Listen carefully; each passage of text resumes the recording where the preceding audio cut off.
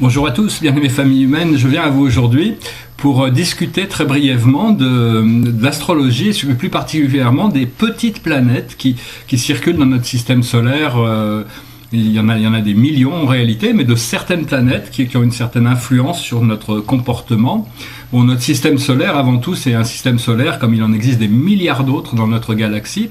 Et ils sont tous uniques, mais bon, c'est le nôtre qui nous concerne pour le moment. Et donc, en termes d'astrologie, d'astronomie, d'abord il y a l'astronomie, parce qu'il faut d'abord arriver à voir toutes ces planètes, à les identifier, et puis après on leur attribue des valeurs énergétiques au fur et à mesure qu'on apprend à travailler avec. Et donc bon, 99% du système solaire, c'est le Soleil. Après ça, les 1% qui restent, 99% de ça, c'est les 4 grandes planètes, Jupiter, Saturne, Uranus et Neptune. Et puis les 0,01% qui restent, c'est toutes les autres planètes, dont la nôtre, la Terre, qui est une magnifique planète. Et nous sommes la dernière planète dans ce système solaire, à ma connaissance, à posséder une vie dans cette forme de la 3e dimension, la 3D. Mais bon, la vie est partout dans l'univers et sur toutes les autres planètes. Il y a plein de mystères et de découvertes qui vont se faire au fur et à mesure qu'on ouvre notre conscience et on arrive à s'élever au-dessus des voiles des illusions qui nous limitent dans le temps, dans nos croyances. Et donc on va découvrir tout ça. Mais bon, essentiellement, toutes les planètes nous influencent tout le temps d'une manière inconsciente au niveau énergétique. Et donc je vais utiliser ce tableau pour parler un petit peu. Donc voilà, déjà il y a le Soleil qui est là, qui est représenté dans le tableau. C'est un tableau qui représente une communauté de planètes. Et au fur et à mesure, bon, je suis pas vraiment un expert en astrologie ou même en mythologie, parce que bon, la plupart sont des consciences qui étaient déjà présentes dans la 4e dimension et leurs histoires sont restées dans les formes de mythologie. Mais bon, j'ai travaillé, il y a certaines planètes qui ont déjà intégré ma conscience et d'autres qui ne l'ont pas encore intégrée. Donc je vais juste parler de certaines planètes et au fur et à mesure, j'espère que vous trouverez ça intéressant. Et puis bon, ça peut enrichir votre connexion à certaines de ces mondes. Autour du Soleil ici, on a Mercure, Vénus, la Terre et la Lune qui sont quand même des planètes, et Mars en dessous, qui sont quand même des planètes essentielles qu'on connaît très bien.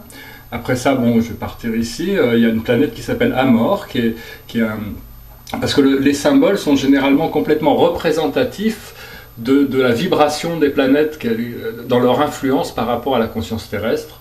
Alors la planète Amor ici c'est un cœur qui est séparé en deux, mais qui est unifié, donc c'est le yin et le yang unifiés. À côté, il y a la planète Sappho, qui est une planète qui a quand même une importance sur Terre actuellement, parce que bon, moi personnellement, c'est pas ma vie sur Terre actuellement, mais bon, c'est une planète qui a une influence puissante sur tous les caractères de l'homosexualité. Après ça, ici il y a une planète qui s'appelle Tisiphone. Celle-là, je la connais pas très bien. C'est un peu comme la lune noire Lilith, mais le symbole est renversé. C'est une lune avec une croix au-dessus. Après ça, il y a la planète Iris, qui est une sorte d'œil, c'est une sorte d'iris. Je la connais pas très bien, mais je pense que c'est une planète qui viendra plus tard m'influencer. Bon, ici, il y a Juno, qui est la planète qui représente les connexions profondes, les relations amoureuses à long terme. Et Cérès à côté, qui est aussi une planète de communauté, qui est une planète très puissante, qui un jour on pourra coloniser d'ailleurs, qui sera assez facile de coloniser. Ici, il y a la planète Cassandra, qui est vraiment une planète qui dit non, non, non, non, non et non. C'est-à-dire c'est une planète qui un petit peu doit être connectée un peu avec Saturne et donc qui nous informe qu'il y a des choses qui ne sont pas pour nous.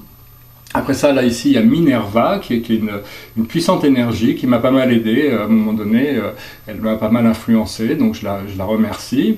Odysseus, c'est une sorte de lune qui part avec une flèche. Alors, je la connais pas très bien. Et Apollo aussi en dessous, qui est, on dirait un peu Saturne. Bon, je vais revenir ici. Ici, il y a une planète qui s'appelle Circe, qui a l'air très musicale, mais je la connais pas très bien non plus. Ici, il y a Cupido, qui est une planète transneptunienne, mais qui s'est intégrée dedans. Bon, à côté, il y a Bacchus, qui est quand même une planète assez festive, peut-être un peu agitée, mais enfin bon, c'est vraiment, je le sens comme une planète de célébration et de fête.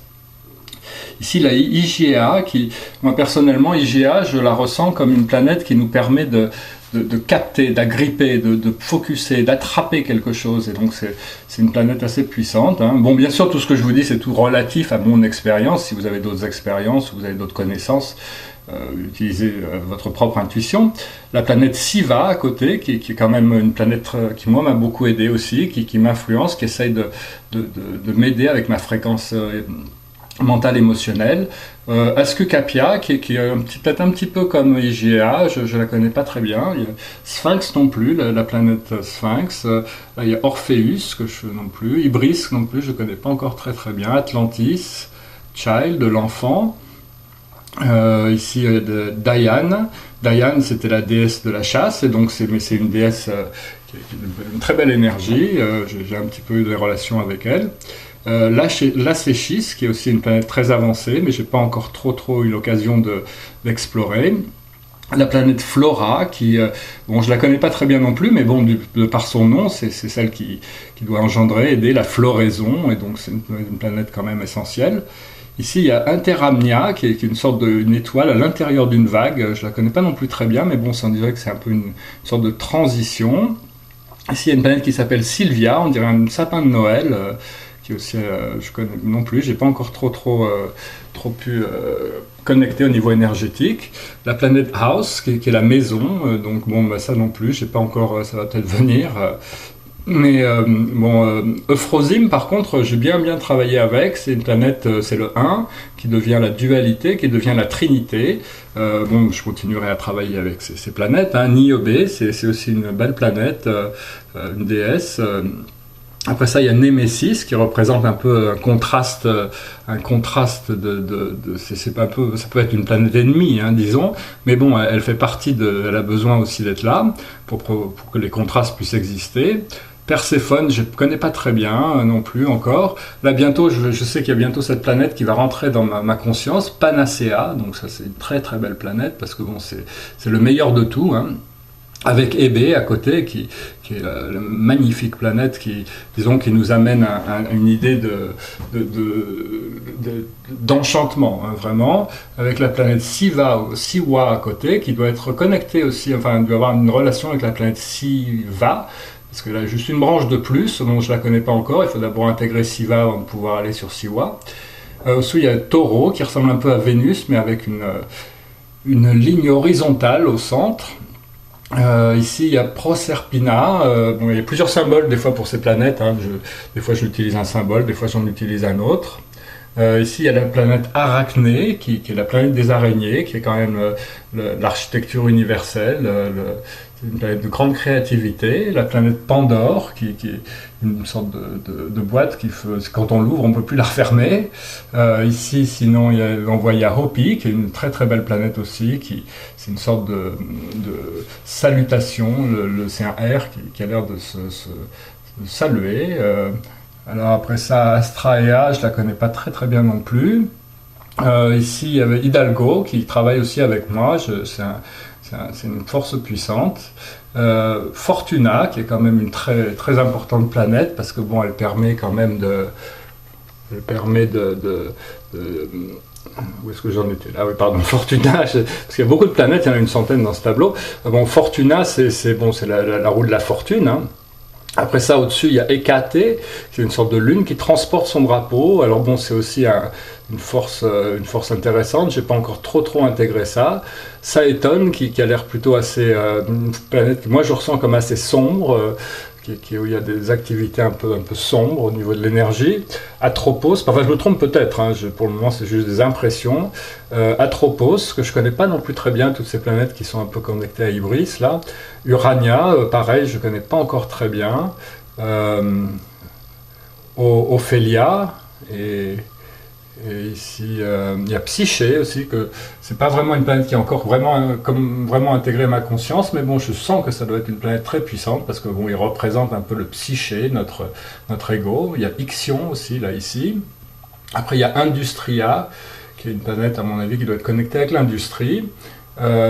Eurydique aussi, qui je connais pas très très bien, mais bon, encore. Terpsichore, qui est un aspect un peu difficile, parce que bon, ça montre un déséquilibre, qui est quand même là. Bon, après ça, il y a Nostalgia qui est là. Tout le monde connaît cette planète. Tout le monde a été nostalgique au moins une fois dans sa vie. La planète Photographia qui parle des séquences. Je la connais pas très très bien non plus. Pholus, qui je crois c'est un centaure. Ici au-dessus nous avons Ornementa, qui est une planète tellement belle qu'on peut la regarder, qui est un peu hypnotique. Ici il y a Icarus, qui est une sorte de planète on dirait qu'elle tombe dans le soleil. Bon, tout le monde connaît l'histoire d'Icare, qui voulait voler dans le soleil mais qui s'est brûlé les ailes. Après ça il y a la lune noire Lilith, que personnellement je n'ai pas jamais trop senti de connexion encore avec cette planète. Bon, ici il y a très proche, je suis très connecté avec Isis, la planète Isis, c'est la déesse, et Héra à côté. À côté, il y a Requiem, qui est une planète que j'ai pas encore non plus trop intégrée, mais ça viendra peut-être. Sedna et Mekmek. Cloto, l'autre jour, est venu dans ma conscience. C'était afin de m'assister, de m'aider, parce que bon, toutes ces planètes sont à votre service pour vous aider à évoluer, à grandir. La planète T6.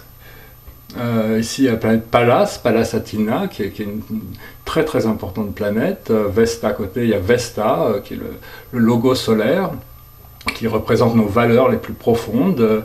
Sisyphus, que je ne connais pas très très bien. La planète Victoria, qui est la planète de la victoire, hein, donc ça aussi, on a envie de les connaître mieux. La planète Eunomia, c'est une étoile avec un cœur avec une étoile au-dessus, donc ça non plus, j'ai pas encore ma fréquence n'est pas encore arrivée à l'intégrer, mais ça viendra aussi, j'espère. Bon, mais sinon, je crois que j'ai fait le tour de ces petites planètes. Bon, il y a toujours, bien sûr, ma planète la plus importante dans ma charte, dans ma vie, c'est cette planète, la planète Chiron, qui est vraiment une planète de connaissance, une planète de guérison, une planète d'intégration spirituelle, qui est vraiment un point focal dans ma vie. Sinon, j'ai intégré aussi quelques petites planètes ici, Omea, Imaka et Namaka. C'est une planète avec 2 lunes. Il y en a 2 autres ici qui s'appellent Kwear et Wewot, que je ne connais pas très bien non plus. Davida, qui semble une force qui se balade. Hein. Ici, sinon, il y en a d'autres qui s'appelle Hector. C'est une note de musique avec une étoile par-dessus.